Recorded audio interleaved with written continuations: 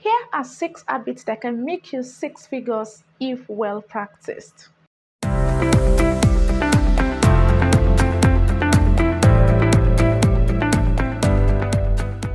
Welcome back to the channel Wallet Warriors, and if today is your first time of joining us, you're welcome. On this channel, we discuss everything about money, and in today's video, I'll be discussing 6 habits that can make you 6 figures if well practiced.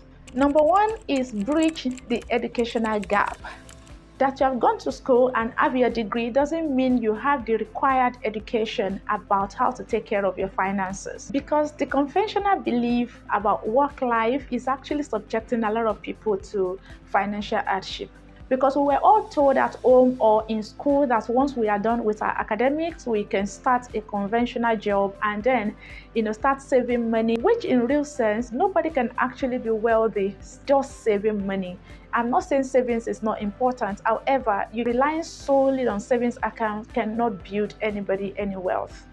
Such strategies has never generated anything like any money for anybody. Or take it from me for free. The ideal thing to do is to make sure that your financial literacy journey is not jeopardized. So moving forward, what to do is just to read financial books, listen to financial podcasts, or watch Robust Wallets YouTube channel or any other financial channel you're familiar with.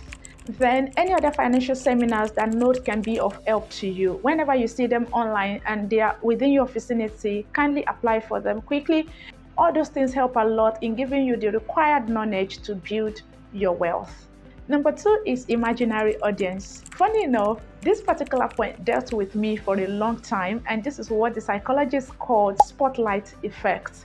Most of the time we think a lot of people are watching what we do or waiting for the outcome of our lives, or make sure you're really doing something so fantastic that whenever they hear about it, they know that you are doing well. It will shock you that in the real sense of it, nobody really cares. Just make sure that you do what makes you happy, something that brings food on your table, something that keeps your brain active. Read the book so that it can be very, very, very sound at any point in time, majorly in your areas. If you don't like reading much books, just do whatever that makes you happy.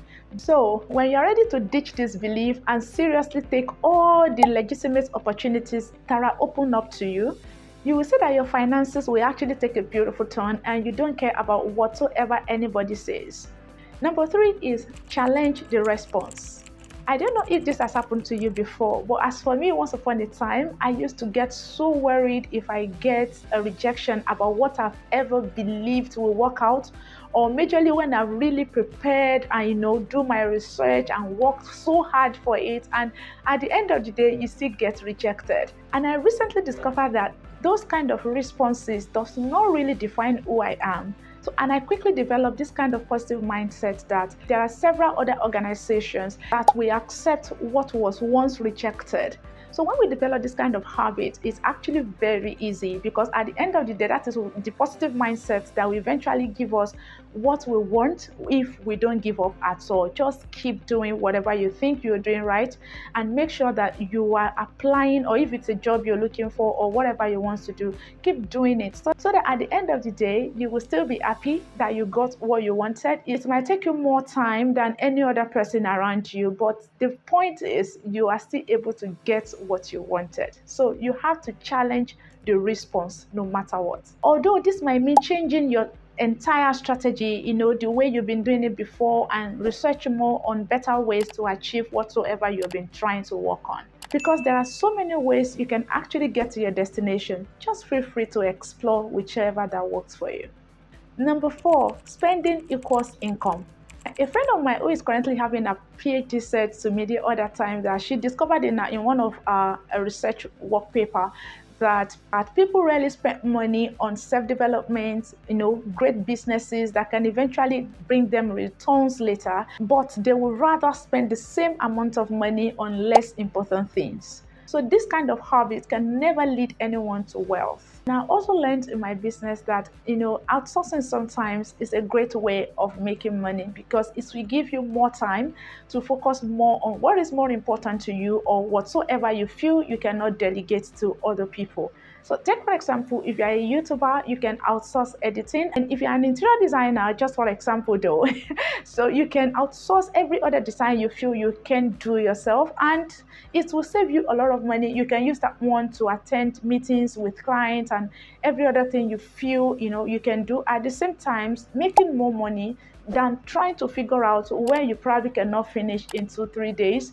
And if you outsource it, that person is giving it back to you in 24 hours.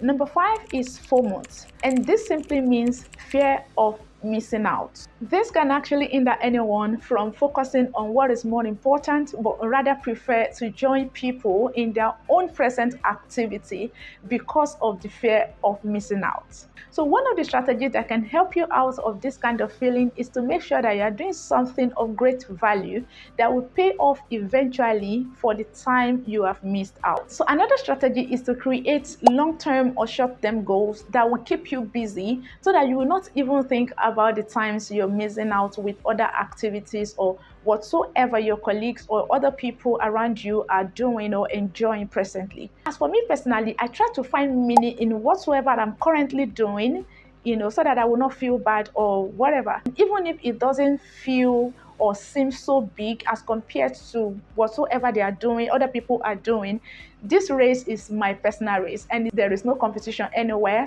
so that FOMO will not get into you and you start agitating or worrying about whatsoever you are missing out for that period. Number 6 is act more and analyze less. So this particular point was actually adopted from one of my mentors in some years ago.